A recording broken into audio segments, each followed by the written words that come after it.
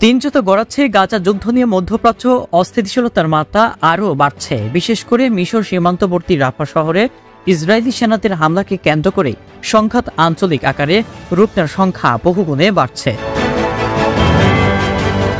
এরই মধ্যে ইসরায়েলি সেনাদের বিরুদ্ধে সামরিক পদক্ষেপ নেওয়ার হুঁশিয়ারি দিয়েছে আরব দেশ মিশর। তারপর পরই অস্থিতিশীল উত্তর সীমান্ত থেকে পূর্ণমাত্রার যুদ্ধের হুঁশিয়ারি পেল ইসরায়েল। আর পেছনে কলকাঠি নাড়ছে ইরান। জানা গেছে গাজার স্বাধীনতাকামী যোদ্ধাদের সঙ্গে তাল মিলিয়ে এবার ইসরায়েলি বাহিনীর বিরুদ্ধে পূর্ণমাত্রার যুদ্ধের হুঁশিয়ারি দিয়েছে লেবাননের সশস্ত্র গোষ্ঠী হিজবুল্লাহ। যদিও গাজা যুদ্ধকে আঞ্চলিক যুদ্ধের রূপ দিতে নিজেদের কোনো ইচ্ছা নেই বলে জানিয়েছেন ইরানপন্থী এ গোষ্ঠীটি।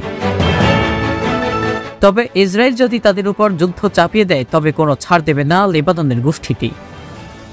এদিকে কাতার ভিত্তিক সংবাদ মাধ্যম আল জাজিরা এক প্রতিবেদনে বলা হয়, ইসরায়েল যদি উত্তর সীমান্তের একটি পূর্ণমাত্রার যুদ্ধ করতে চায় তবে হিজবুল্লাহ যোদ্ধারা তার জন্য প্রস্তুত রয়েছে। এমন হুঁশিয়ারি দিয়েছেন গোষ্ঠীটির উপপ্রধান শেখ নাইম কাসেম। এ সময় ইসরায়েলকে বিজয় অর্জনের কোনো সুযোগ দেওয়া হবে না বলেও জানিয়েছেন হিজবুল্লাহর নেতা। হিজবুল্লাহ জানায়, লেবাননে যে কোনো ধরনের ইসরায়েলি আগ্রাসন হবে তেল আবিবের জন্য ধ্বংস ডেকে আনা এবং ইসরায়েলি জনগণের জন্য বাস্তুচ্যুতির শিকার হওয়া।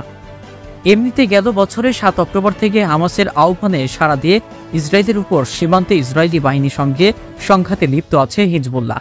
ফলে যে কোনো মুহূর্তেই ভারী অস্ত্রশস্ত্রে সজ্জিত দুই বাহিনীর মধ্যে ভয়াবহ সংঘাতের আশঙ্কা করা হচ্ছে। হিজবুল্লাহর এমন বক্তব্যের সঙ্গে একাত্মতা প্রকাশ করেছে হামাসের সামরিক শাখা আল কাইসাম ব্রিগেডের লেবানন ফ্রন্টও। তারা জানায়, গাজার প্রতি পূর্ণ সমর্থনের অংশ হিসেবে ইসরায়েলি বাহিনীর বিরুদ্ধে যে কোনো অভিযানের জন্য তারা প্রস্তুত।